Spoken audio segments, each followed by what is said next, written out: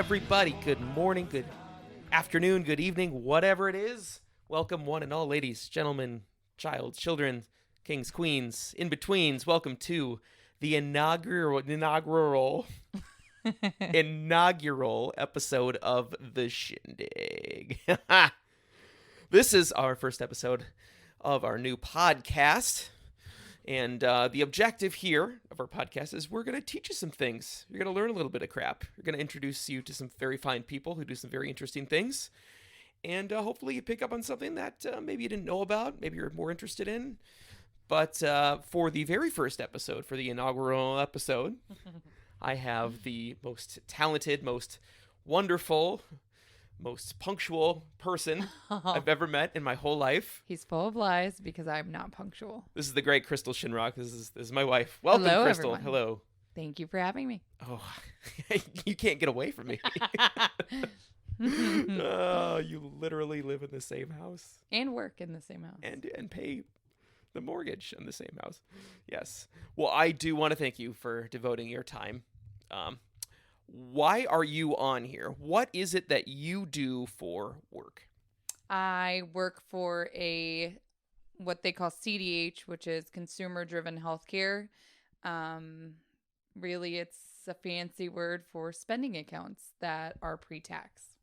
Pre-tax spending accounts. Yes. We're going to find out what those are. Yes.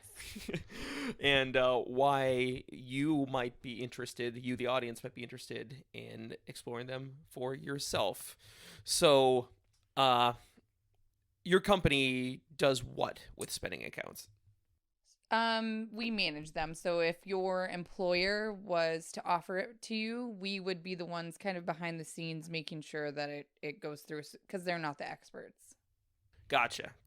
Okay, so like my company might offer spending accounts, but they don't want to manage them, so they'll outsource them to your company, and then you're the ones that are controlling them. So when we say spending accounts, what are you talking about?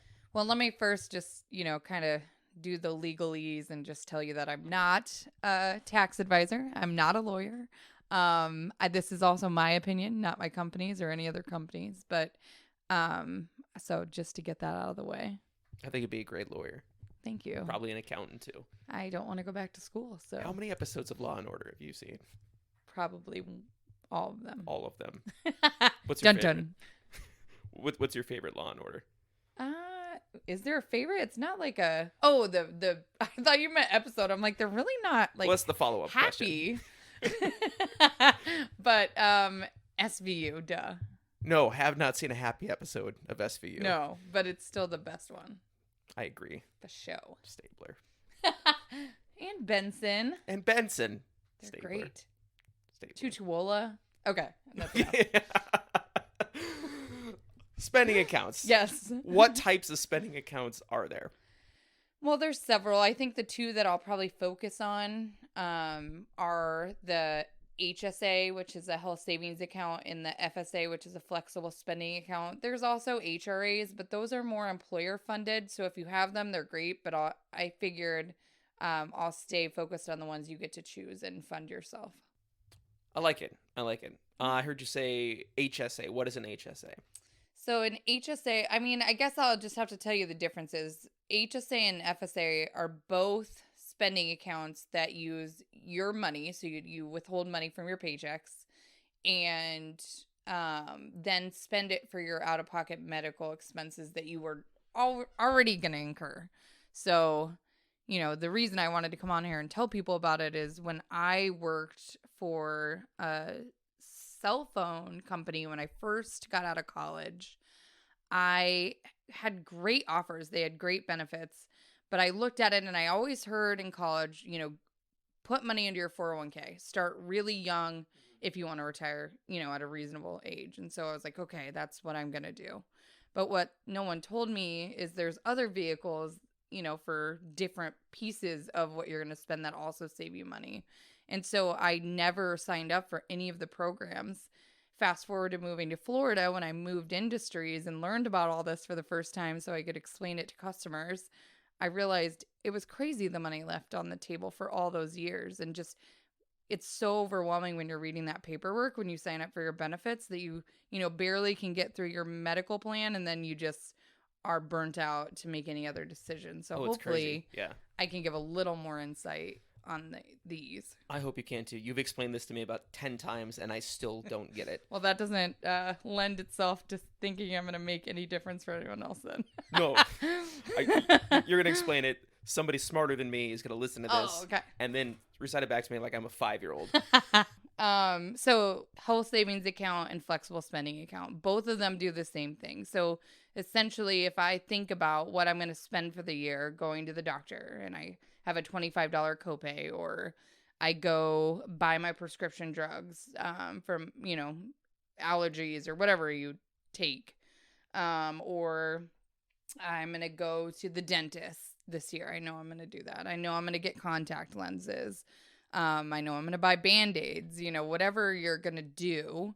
I sit down at the beginning of the year, you calculate what that cost is going to be. And both of these plans let you put that money aside from your paycheck before your employer taxes it, or the government really taxes you on that money. Okay. So you're not paying taxes on the money you put towards these plans. Right. Nice. Yeah, which is huge, when you really sit down and calculate what the average American, their tax bracket, if you're putting aside, I don't even know, maybe $7,000, think about the 12% tax you pay on that. A lot. I know I have a yes, calculator good math, next to me. Good math. Pretend a I'm lot. I'm typing that in. Yeah, but I mean, it's definitely in the hundreds or thousands, depending on how much you can afford to put aside. Sure. What's the difference between an HSA and an FSA, a health savings account and a flexible spending account? So they can definitely work in tandem or apart. You can sign up for either one. HSAs have a little more stipulations for you to be eligible, but they also have some additional advantages. So both of them are for eligible medical, dental, vision, prescription, and over-the-counter.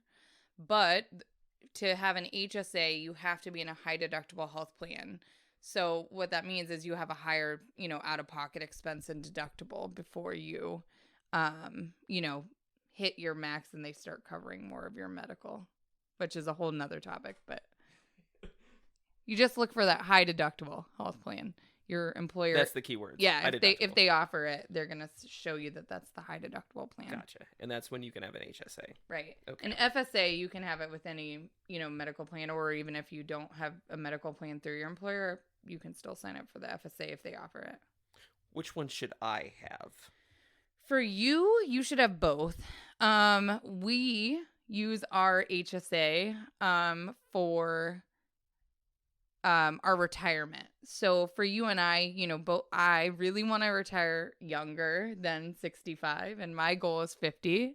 I think we've decided for you that yours is 60. We decided that. So that we have medical coverage.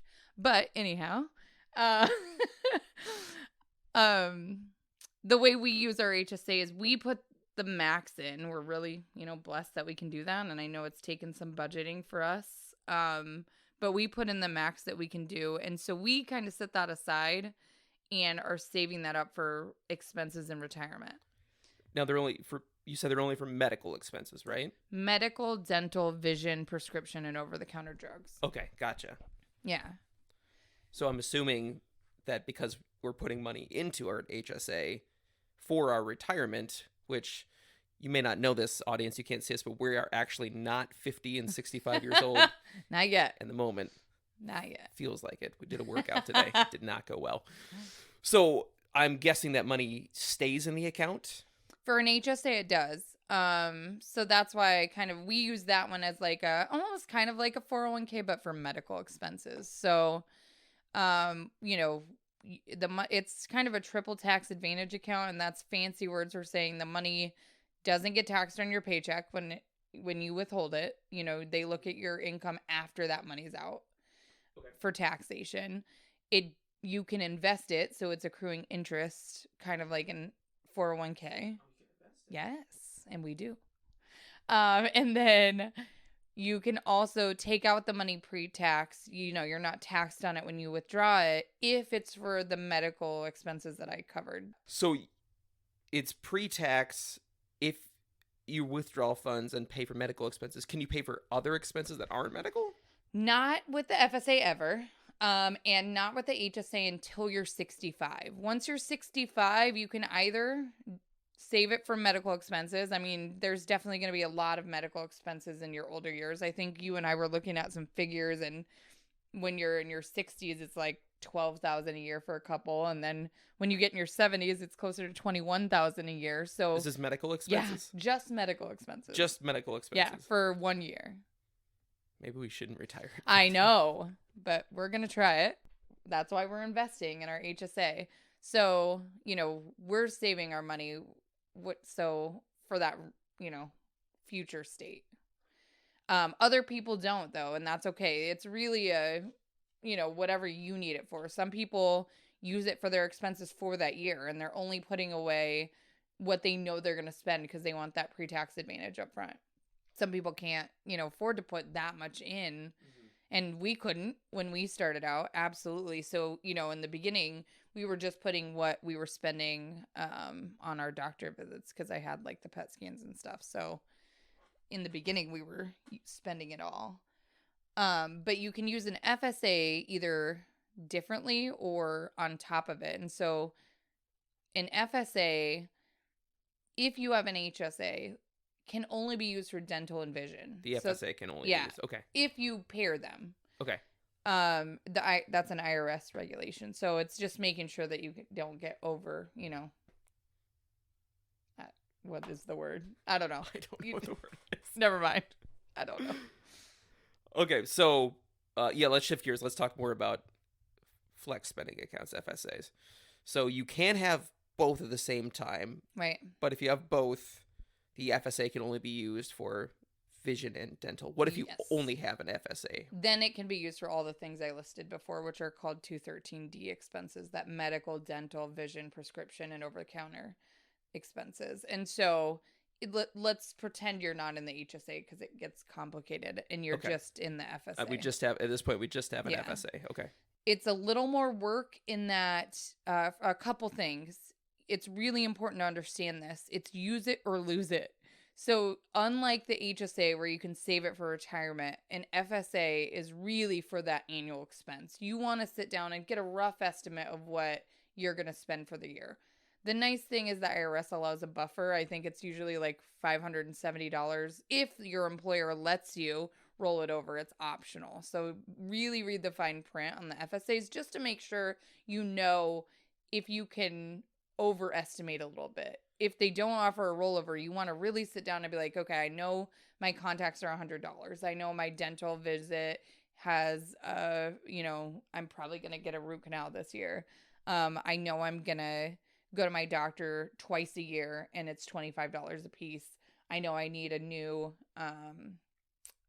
first aid kit, and get a rough estimate because you're going to have to send in receipts proving those expenses. You usually get a debit card, swipe it just like your credit card, pay for those things, but then you have to do a little bit of homework, which people don't love, but that is the IRS making you do it, not your employer. That shows that it's an eligible expense. So the nice thing is companies like mine are making sure that it's eligible and will tell you if it's not. So you don't have to try to go read the IRS website and figure out what all items are eligible. So if you don't use it, you lose it. So let's say, hypothetically, I figure it's January, whatever, it's my plan year. I'm opting into benefits. Right. And my company offers a flex spend account. And I think I'm gonna get that tooth pulled this year. It's gonna be, what does a tooth cost to pull? $1,000. I don't know. Yeah, let's say that. That's probably not even close to true. I have no idea. Okay, so I'm going to say I'm going to contribute $1,000 to my FSA, and there's a very good chance by the end of the year I'm going to spend all of it because I'm getting that tooth pulled. Yes. Now, if I don't get that tooth pulled, now it's next year, and my plan year is about to end, and I have $1,000 in my FSA. I'm just going to lose it? Yes, and you can stomp your feet, you can cry about it, and it's still gone, and nobody can make an exception. So you really want to make sure you know the rules. Now, like I said, some employers allow like a $570 rollover. So then you would only lose 500-ish of it. Only lose $500. Yeah, I know. We're not that rich. Well, that's why I'm saying it's so important to calculate when you're in an FSA. So why would it sounds like the FSA is a little bit more stringent? It is. Rules? It is. And I guess in some ways in some ways it's not. I mean, you don't have to be in that same high deductible health plan, so you have the flexibility to have a lower out-of-pocket expense. If you're in those, lower deductible plans, that you pay a little more in your premiums on your paycheck, but you still know you're going to have medical expenses, it's still a no-brainer as long as you're being responsible with how you enroll. So there's a lot of factors to consider. It's what is my plan? Am I eligible for an HSA? Right. Am I not? Would an FSA benefit me even if I was eligible for an HSA? How do you juggle all that in your head as you're signing up for benefits through your employer? I think it's reading. I think it's they put all that out there. It's just having the concept in your head before you go in. But really, it's just sitting down and calculating your expenses. Like, what do I think I'm going to spend in the next year? Am I eligible for an HSA? HSA is kind of nice, too, if you're a little bit lazier. It's hilarious, but you don't have to send in the receipts for an HSA. Obviously, if you're ever audited, maybe you would need that shoebox, but you don't have to send those in as you go. And you can be a little lazier in your calculations because it'll roll year to year. For an HSA, as soon as you enroll, you can submit expenses until the money's depleted. So even though if I just put in $1,000 this year and then I kind of forget about it and it sits in a bank account and accrues a few pennies because I was silly and didn't invest it, even then I could spend it in 10 years, 15 years. So, and I don't have to submit the receipts right away. I only need to produce them if I'm audited. I like it. I like it a lot. Yeah. I feel eye-opened. Ooh. My eyes are open. You're going to remember this time. I am. I have a record of it. You're going to listen when you forget. Yes. We do, of course, understand that this is more of a privileged option. We know there are people, we've been those people that don't have money extra. We need every penny out of our paycheck. Yeah, we've been there. Yes. More than once. Yes. So this would be applicable probably to people that are looking for ways to save some of their money, especially when it comes to medical expenses. Right. I mean, a 20-year-old that's not going in a high deductible health plan and isn't going to go to the doctor this year because they just don't want to and they're procrastinating about it. You should go to the doctor at least to get your checkup. But hey, now I'm sounding like a mom. I just mean you don't have to do the full max. So like with an FSA, you could do $2,850 as a single person or $5,700 as family. That's the limit. Yeah, and with the HSA, it's even higher. You can do $3,650 as a single person or $7,300 as as a married couple. But you don't have to do that much. That's the point of it. I mean, with an FSA and you're, living paycheck to paycheck, think about what your buffer is. Even if you know you're going to spend $1,000 this year, but you really can't afford to have that money taken out up front of your paycheck, then, budget for that and put into, do 200, even though you're going to spend 1,000. The cool thing about the FSA is that it's upfront funded. So it actually helps people who don't have as much money. The HSA is a little bit different. It's like a bank account. You have to build up that money, right? So what does upfront funded mean? What that means is if I say I'm going to enroll and I need $1,000 for my medical expenses, even though it's going to, like your employer looks at your 26 pay periods of the year and divides that money out evenly across all your pay periods. But you get that money up front. So say I break my arm on January 2nd. Obviously, that money hasn't come out of my paycheck yet because I've only been covered from one day. I could spend that $1,000 right then. So it actually is a benefit to somebody who doesn't have a lot of money. The thing you have to do is it's going to keep coming out of your paycheck to kind of pay it back. That's the FSA. Right. That is handy. It is. I noticed one benefit that I actually know of an HSA Mm. is my company not only offers one, but they offer an employer match. Yes. That's another value of the HSA. Most of the time they don't do that with the FSA. The flexible spending account. But with an HSA, often employers will look at that as another way to, like, draw in talent or give you something back. So very similar to a 401k match, they will match a portion dollar for dollar that you invest. Some just give you money up front without you investing.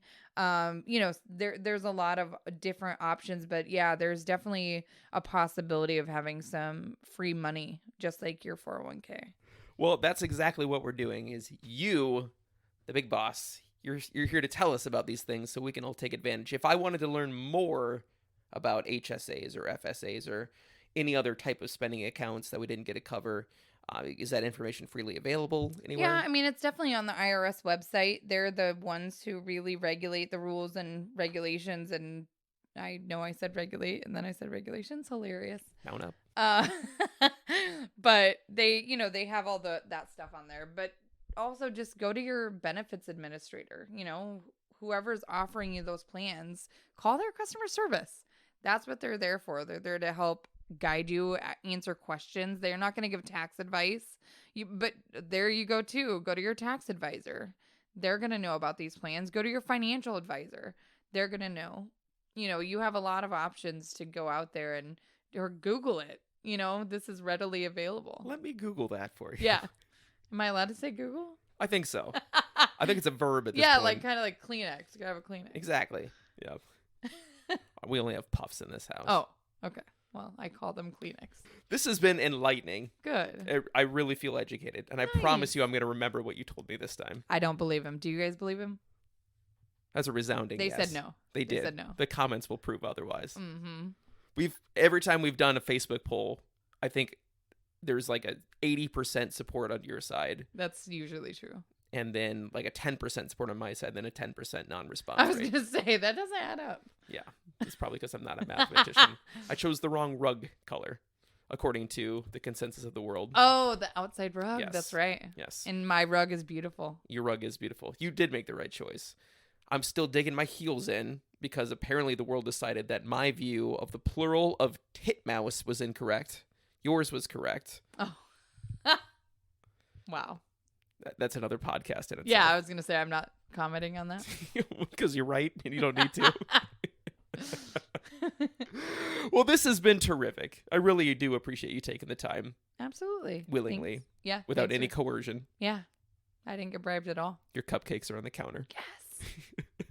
This has been the first episode of The Shindig. Thank you all for sticking around. Look out for future episodes. We will interview some very interesting, very terrific people about some very interesting, very terrific stuff. I wish you all the best. Stay safe out there. And toodles! Thank you. Now,